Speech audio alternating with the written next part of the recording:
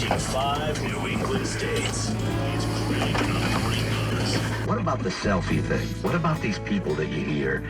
You know, there's a moose in the background or a bear in the background, and they got to take a selfie.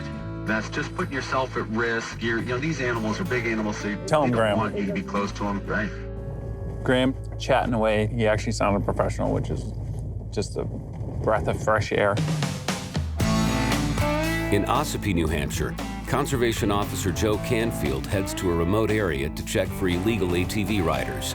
There's no legal riding nearby. There's no trails. Basically, you have this sand pit and a bunch of back roads, but all the roads are public ways, so they can't have ATVs on them. Oh, yeah. Definitely sounded like a dirt bike over this way. Yeah, I just heard one brap. Definitely sounded like either a trail bike or ATV or something. I know exactly where they are. They're in that pit there. So this guy, unless he has permission to be in here, I'm sure he's illegal.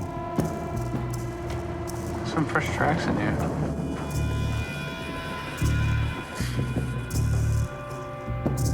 I know this is the only way in and out, so.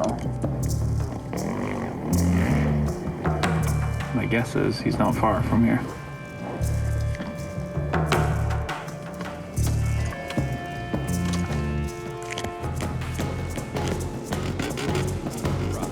He's coming out here. Hey, hold up. How's it going? Good, you? Oh, not so bad. Do you have written permission to be up in here? I don't, but I've ridden here my whole life. Yeah, no, they don't want people up in here anymore for liability stuff. This doesn't surprise me at all that this individual is out here riding, but ultimately this isn't an authorized trail, and it's pretty dangerous to be riding dirt bikes in the sand pit. The landowner does not want the liability of someone, crashing out here and coming after them. Where are you from? Bear Camp Pond out there. Oh, over in Bear Camp Pond? Okay. All right. You got your Orchard V reg? No?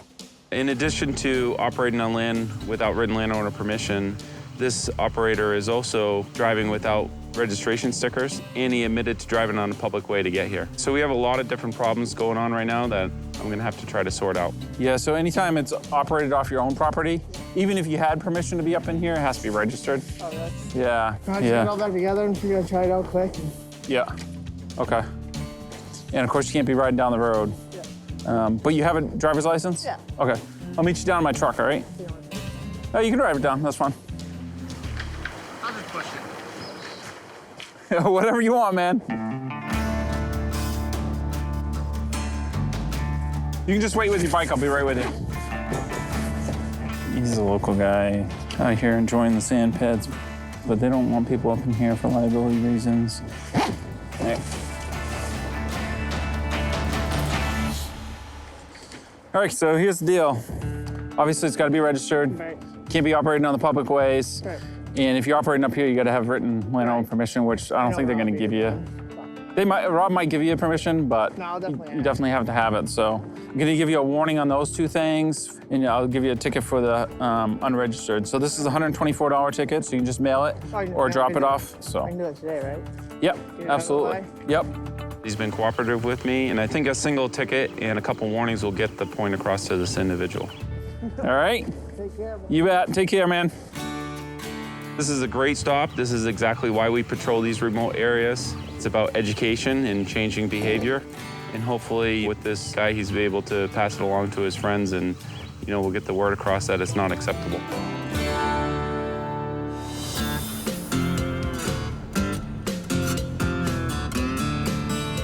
Right now, I'm headed to Deborah Godey's. She's the wildlife rehabber in my area, and we work together quite a bit. So today is going to be a release day. She has some animals that were brought to her for rehabilitation. Now they are rehabilitated, and she's going to release them. So I'm going to try to give her a hand.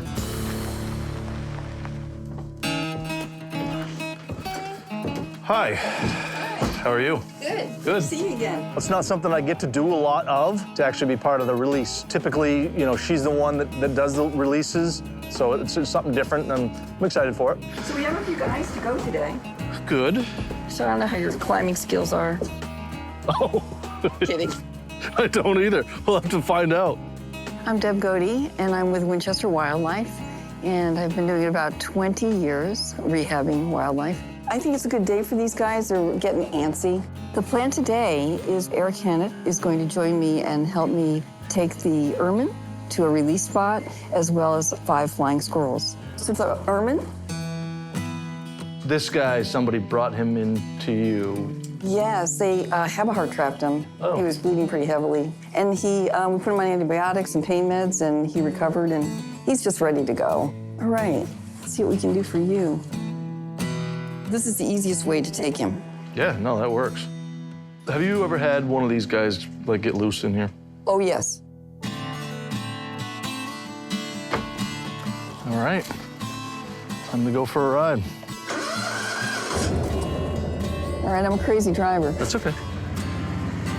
It's really special to have a relationship with your conservation officer.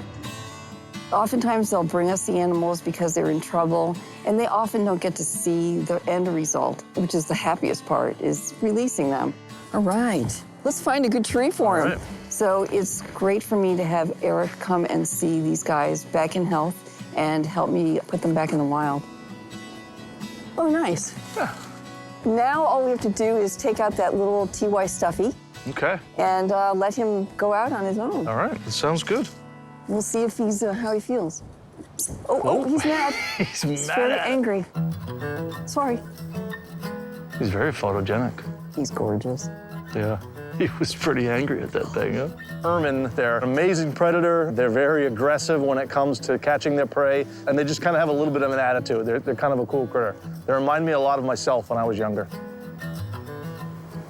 Not sure he wants to come out yet. We'll give him a little more space. Yeah. He can take his time.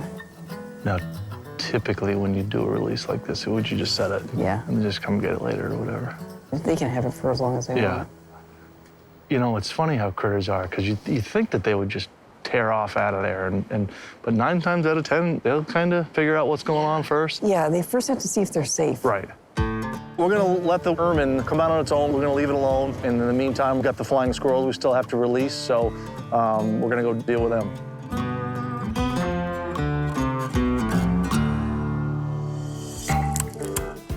That should be good. Are we as ready as we will ever be? I think so.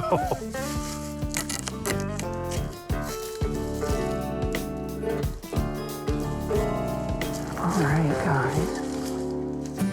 There goes one. Oh, come on. Here you are. It's great, though, because you see his eyes are so big Yeah. because he's nocturnal. Right. Oh, there's another face. Try to let the other one, open the other one up. They're coming out of the box. They're showing that inquisitive nature, and they're spreading out. Come on, Mobile. There he goes. It seems like they're happy and healthy, and looks like they'll adapt to their new habitat.